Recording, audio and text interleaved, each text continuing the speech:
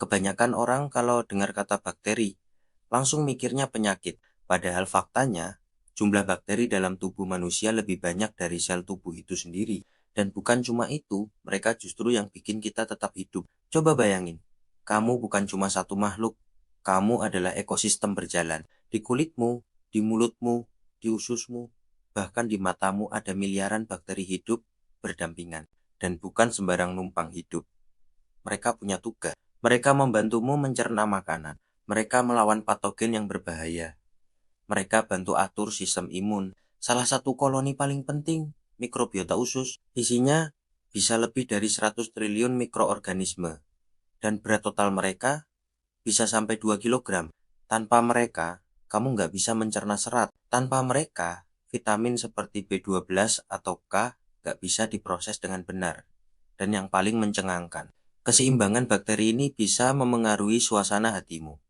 Ya, kamu nggak salah dengar. Kesehatan mental dan mikroba usus saling terhubung.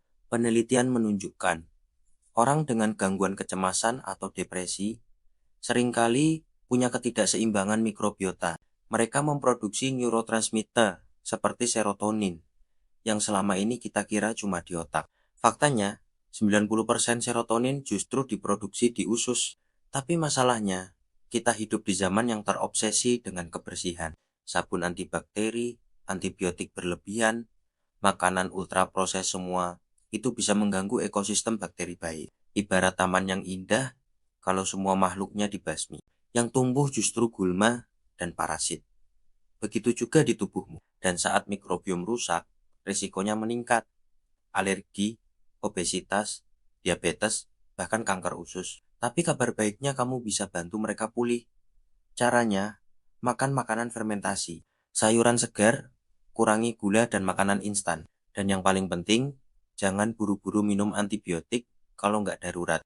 Tubuh kita memang penuh bakteri, dan itu bukan hal buruk. Itu justru sistem pertahanan pertama kita. Tanpa mereka, kita bukan siapa-siapa. Kesehatan kita bukan cuma soal organ, tapi juga soal siapa yang hidup bersama kita di dalam kita.